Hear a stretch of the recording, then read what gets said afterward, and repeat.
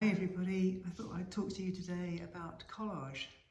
A few people have been commenting about collage on my Instagram feed, so I thought we could have a chat about it. I actually have a huge box of collage pieces, so I save all the drawings that are no good, or pieces of paper that I just make interesting backgrounds. I rip them up and I put them in colour-coded bags, so that I've always got a supply of interesting pieces to add to my work. I find the trick with collage is not to make the pieces too small and not to have too many of them, otherwise it turns into a little bit of a mosaic, and that's not quite so exciting. So here's a lot of green and orange pieces that I've been using recently because I've been playing around with adding things to my drawings of the bush. So this was a drawing I started out in the bush. I started out doing it quite quickly. This is before the lockdown.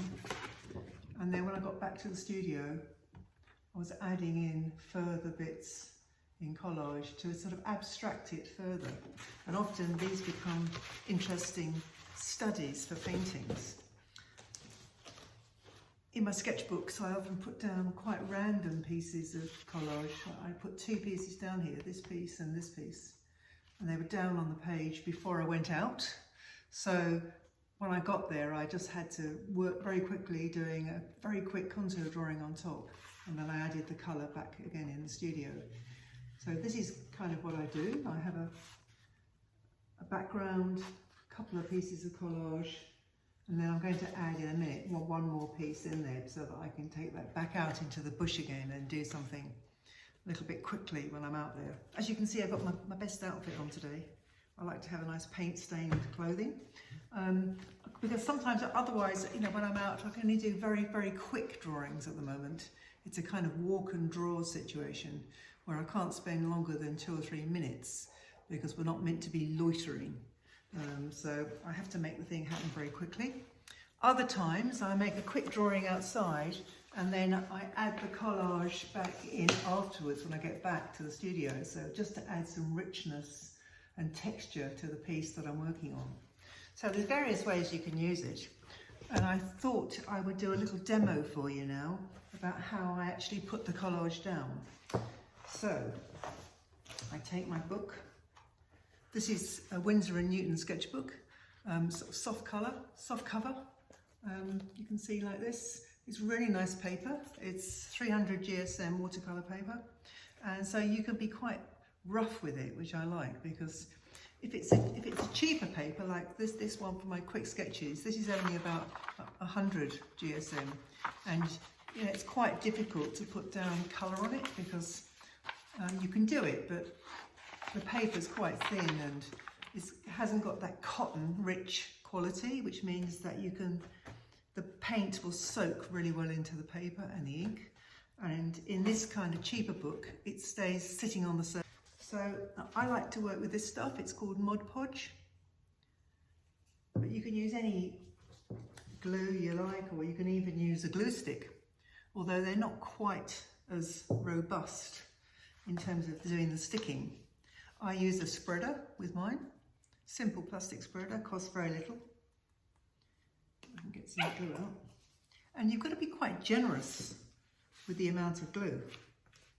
And you'll see that I'm spreading the glue with the spreader and it goes right across the edges of the paper so that it's really well covered in glue.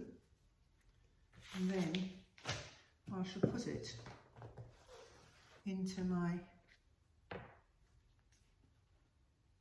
book. I think I'll put it here. Rub it down quite hard. And now it's given me really quite a nice background to work into. I know the sort of colours that I'll be working in up there. So it's just going to help a bit to give me some background to work on. I can make my contour drawing really fast on top, and I think I'll find that more useful. So it helps me then when I want to come to abstract the bush a bit more later. This is a piece I'm working on at the moment. Let me just see if I can get the camera to show it a little bit more easily. And this isn't finished, it's at quite an early stage. I quite like the energy that's going on in it. And I have used a couple of pieces of collage in there, which just sort of breaks up the background. So, you know, it's just a really interesting way to work into your drawings and to change things up a bit and to kind of create more interesting textures. And this honestly is a great tip. Just keep all these bags of bits of paper. You know, even if I make life drawings and I don't like them, I cut them up and I use those too. I tear everything so it's got a torn edge.